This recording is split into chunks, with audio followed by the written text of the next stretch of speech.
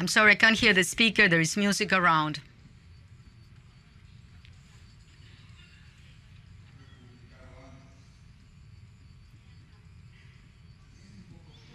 I can't hear the speaker. There is music. Music is too loud. It's overlapping the speaker. I'm sorry.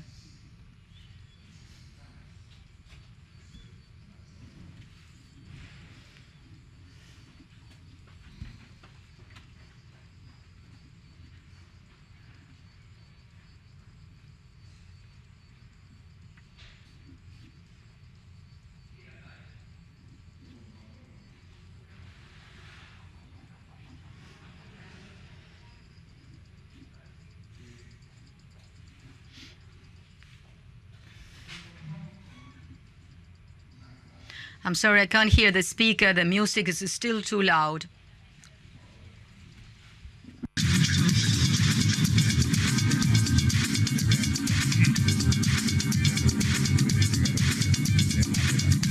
Those listening to the English booth, please ask them to lower the music. I can't hear.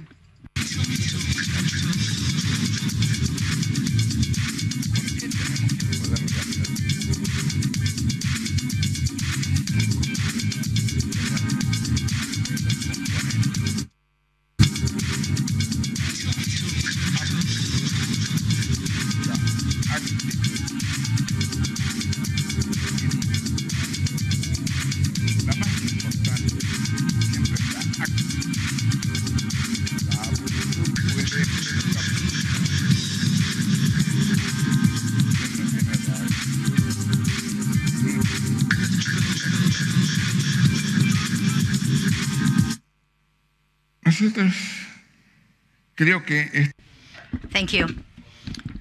I think that in some way this is representing us. It doesn't rewrite us.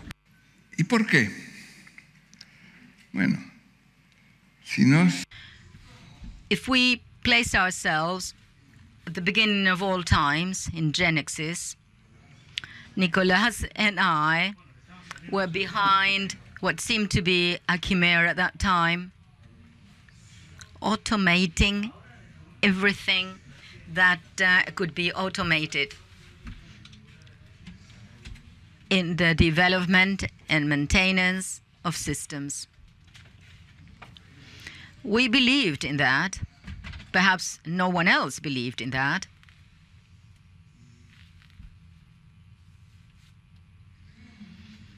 And we had many difficulties. In fact, when you're going to do something new, you're going to come across many difficulties. But there's a fundamental one that helped us a lot, is that we came across a much bigger problem, much bigger than what we thought it was. And we came to the conclusion that it was very difficult to solve it with a manual programming. I don't know if it was impossible or not, but at least it was very difficult, and we couldn't do it. And so we faced artificial intelligence. In some way, the decade of the 80s was very similar to the present times.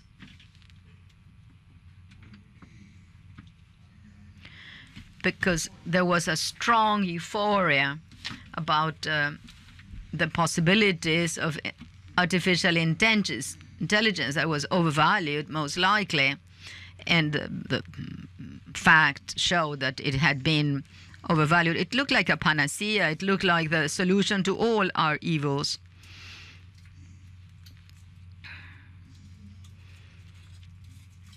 And we said, well, this could be the solution to solve such a big problem.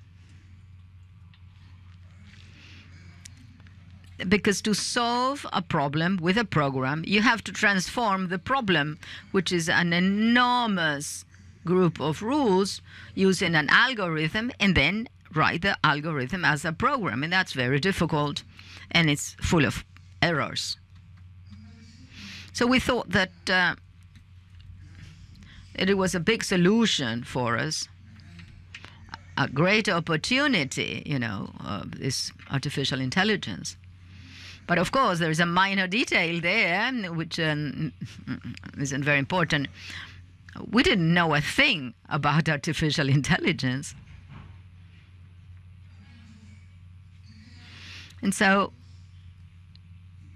in general, artificial intelligence teams at that time, where risk investments were, following artificial intelligence companies, in general, they would work with two teams. One team was made up of experts in artificial intelligence, and another team who were the experts in dominating the problem. And we were two daring men at that time, and we formed part of the two teams. As experts in the problem, we were consultants on about database, and we were quite known at that time. And that was a strong point, it seemed. And as regards artificial intelligence, we didn't know anything. So what happens when you don't know anything? Well, you learn. And how can you learn? Well, let's take a master's or a PhD. And perhaps we couldn't afford it, but we could discuss that. But it was clear that we couldn't do it because we didn't have time to do it. Formal education couldn't help us. And so the way out is to learn by doing. And we did well. And we were able to solve the problem. And by the end of the decade, we launched GeneXus as one first approach to what we wanted. But to do that, and having faith and having determination and sweat, blood, and tears, well, we got some bonus there. Well, there was a problem we had very frequently, that when you are doing research work, when there are no roads because no one has paved them before, the only thing is that you pave the road as you walk. Well, many ideas occur, and sometimes those ideas you discard them and reject them because they're not good, or that they can't be applied. But there are ideas that seem to be very good. And what do you do in that case? Well, in that case, you build a prototype to validate those ideas, and that program, you test it, and then you say yes or no. Only that a prototype built with traditional methods was taking us a couple of weeks, and that was very expensive for us.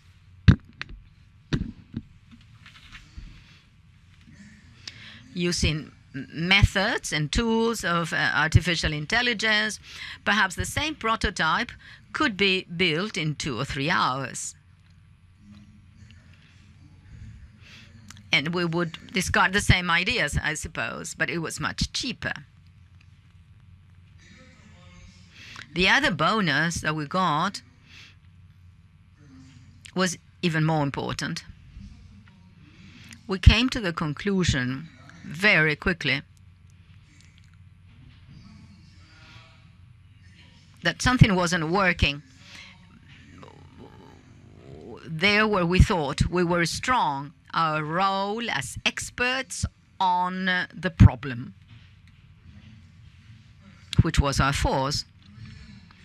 But we could see that, in fact, the expert provides knowledge, conveys knowledge, and that knowledge is turned into algorithms and we codify them.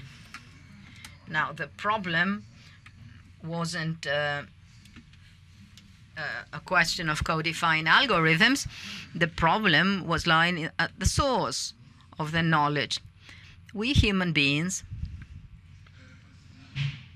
who are experts in something always think that we know everything about the topic. That's never true. But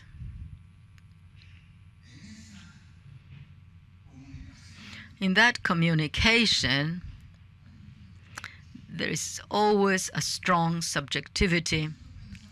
We thought that that was happening to us because we had particular problem and because we were ignorant of the tool called artificial intelligence. And so we came to the conclusion that since we are not good as experts for this, let's obtain knowledge from somewhere else. Let's take away knowledge from data.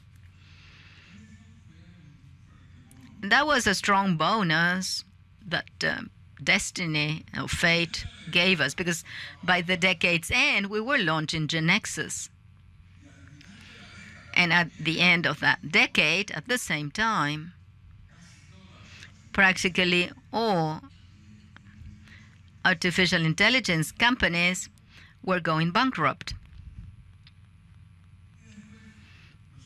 And then facts showed that the problem lied with the sources of knowledge. And artificial intelligence went back to being successful, particularly as from 2010, when it was possible, on the basis of data, to obtain the knowledge it requires. El destino nos ayudó. That is to say, destiny helped us and gave you as an advantage of 20 years, thanks to that difficulty. But let's go back. The power of doing is very important, but not as a motto. The power for doing has to be based on learning by doing. And this is a general truth. It's the basis of any research nowadays. And it will be the basis for the new education systems that will impose throughout the world when we are convinced that teaching is something that we started doing 500 years ago, but it does not have a future unless we change the focus from teaching to learning and from the teacher to the student. And this applies to everyone. Now we're going to speak about artificial intelligence, right?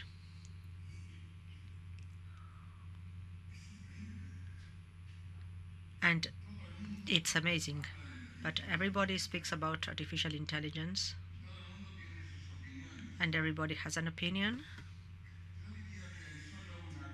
But I would say that there is only one thing that has more experts than artificial intelligence in the world, and it's football. Because everybody in this planet believes that they understand the problem and they have an opinion. And let's go further. Some are even so daring that they write about the matter.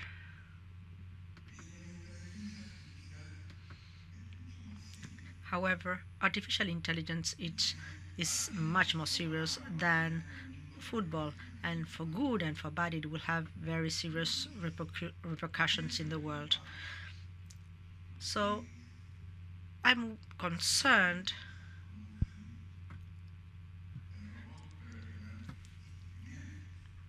about those who say that robots may have feelings,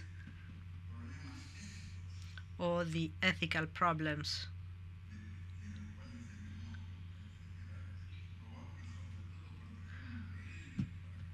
We should take into account in this case, and how we should protect ourselves from robots so that they don't attack us. But this is science fiction. In fact, we have made a lot of progress, especially during these last 8 years with regard to artificial intelligence. But things are not as sexy as people think. What we have today, what the world has, and this is very important, is a set of algorithms.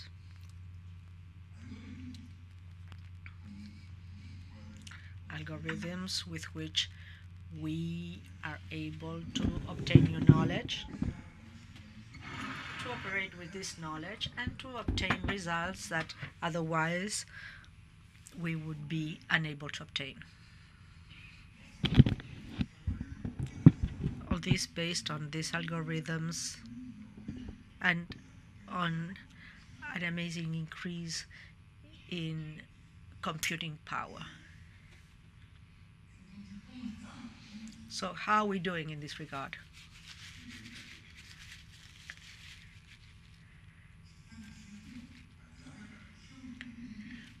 The repercussions in the world are enormous. In every activity there's something of artificial intelligence. Well, no, in every activity there are problems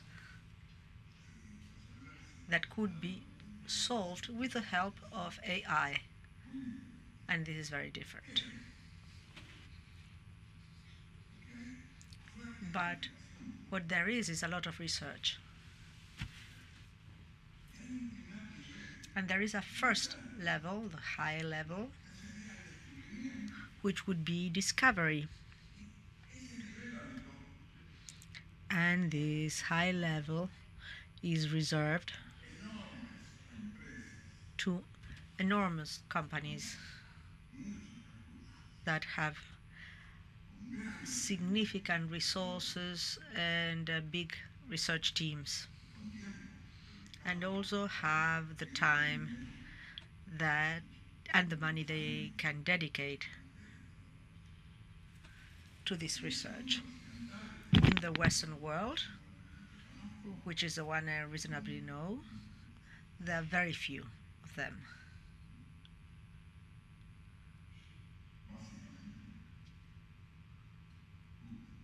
So it's mostly Google, IBM, Microsoft, SAP, and there may be one or two more. Why not Amazon? Well, because Amazon has the resources and the significance to do it, but they are dedicated to many things. Why not Apple? Because Apple is interested in the periphery. They are not interested in the deep research that interests us, for the time being at least. So there are other players, as we saw in some of the presentations. There are some important players, for example, in China. But how many are there in all throughout the world? 10 companies, give or take. And these companies develop very valuable technology with significant repercussions and quite difficult to use. And this is the first level. If we had only this, only these companies would be able to develop things with artificial intelligence, because what they do is not at the level of everyone, of regular mortals. And then the second level I would call domestication. Who are the players? Well, firstly, the same players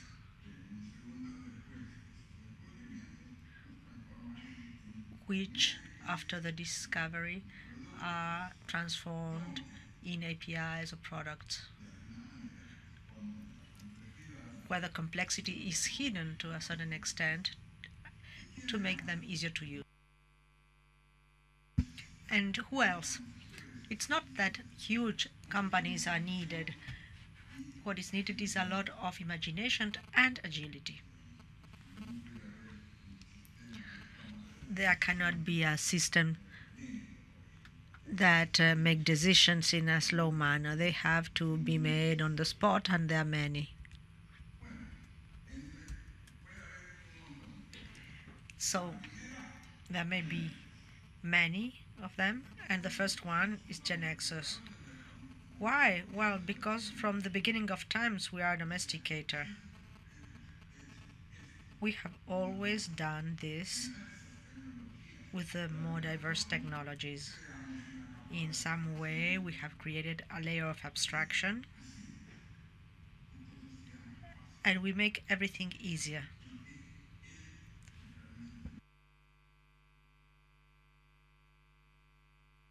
And those who actually are going to use the things don't need to get into a lot of complexities. The others do the same, but we are in that field. We are in that field, and we have the experience of having done it since the beginning. And how many more are there? 20, 2,000, 200,000 companies? I don't know. But I would say that 20 is a reasonable number, because we have all learned that reinventing the wheel is not a good business for anyone. So we are thinking of 30 companies, maybe, some of them very big, but none of these 30 companies has the vocation of making systems for the end users. We all have the vocation of making products so that third parties solve the problems. So we have an enormous technology, but we are far from real problems. And there is, or there should be at least, another level. The level of solving real problems of real companies.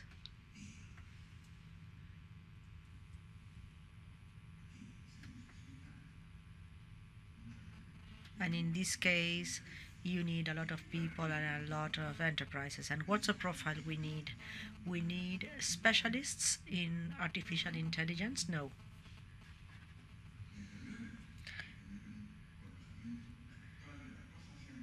Of course, it always helps to have a conceptual knowledge of things. Especially it helps to feel good. But technology and their use have their own solutions. So it's not specialists that we need.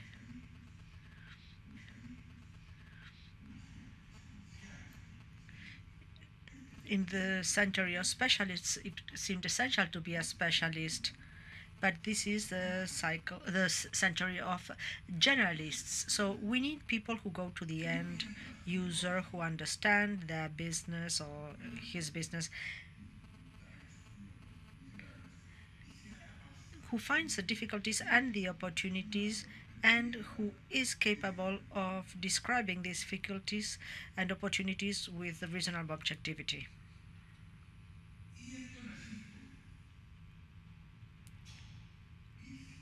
Since this does not exist, and if we don't manage to create it, everything's going to be a big disaster.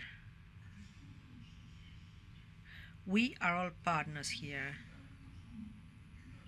We are competitors. And if the market is endless and we have the possibility of doing things with the hands of those who are involved is very restricted, what's necessary is a lot of efforts to develop the market.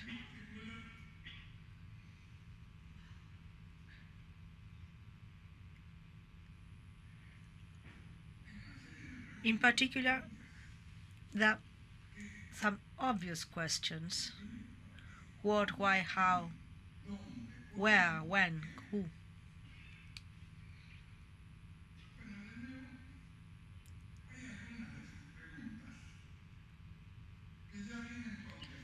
There may be some questions that are already answered in the products that all the players make, but there are questions that cannot be answered.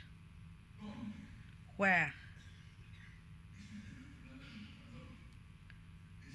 That's the other side of the counter. It happens in the home or the office of the prospect. In principle, it would seem ideal that the prospect has the right professional, but it's not easy. Are there other resources? Yes.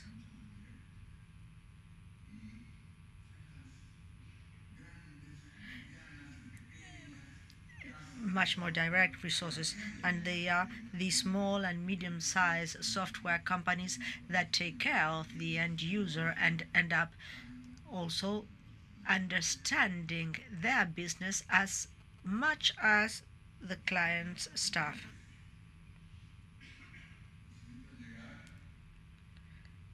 In your case, well, I need to get to you, and I need to get to the GeneXus community. But each one of these players needs to get to their ecosystem. And when? That's another question. The when points out to big differences. The when for the client and the when for me. I say next year I'm going to have XX thing, and I'm in awe about what I'm going to have. That's my when, the next version. But the client's when is now and here. For the client, next year does not exist. Secondly, he's not to be thrilled by the elegance of my solutions.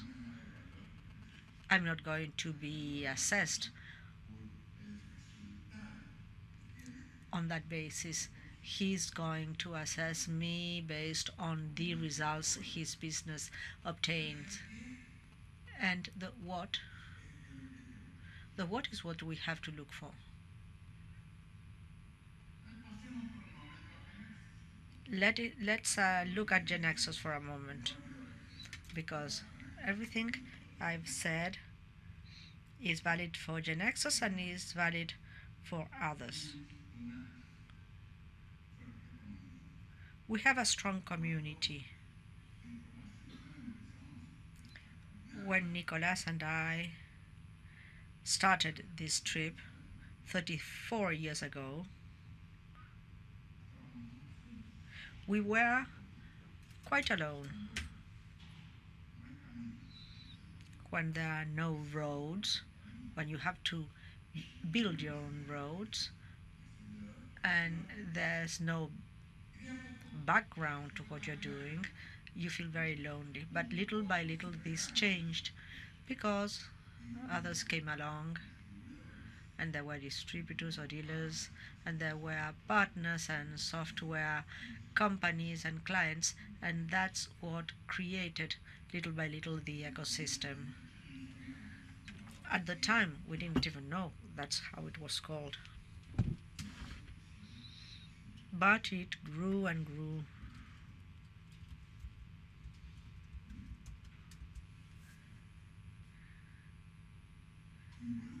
And today it involves hundreds of thousands of developers throughout the world. So here there is an enormous opportunity. When? Now.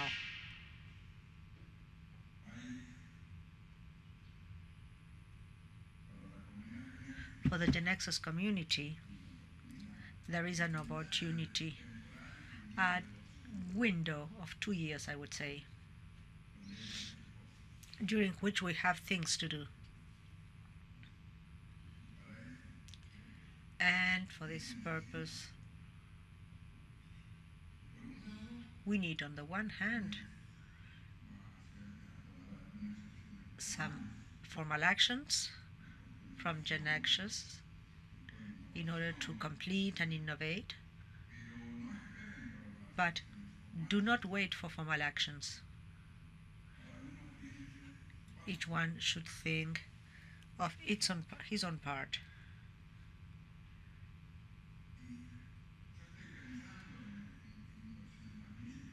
And I'm thinking of 200,000 people working on this. Well, maybe not. Maybe I'm thinking of starting 100, 200. But bear in mind that I'm not going to choose you. You are the ones who choose yourselves or dare or apply, and then inevitably the Darwin law will be applied, and those who survive will be very successful.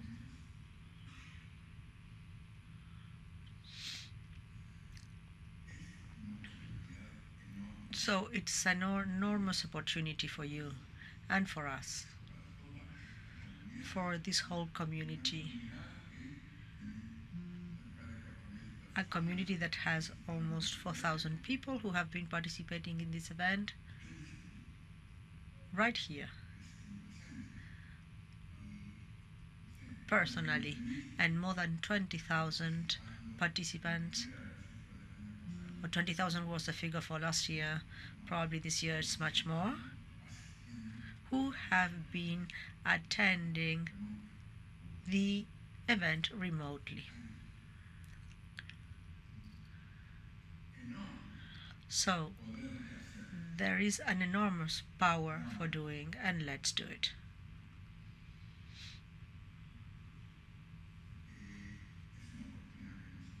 And this is an opportunity that won't be repeated, and we have to dare.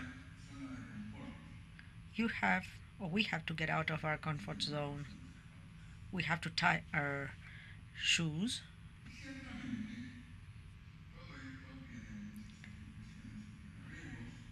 And of course, there's many satisfactions and many risks in all this.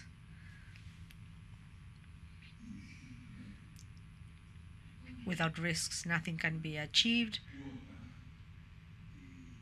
And there's always a strong component of courage, sacrifice, sweat, and tears. So this is what I invite you to. Thank you very much.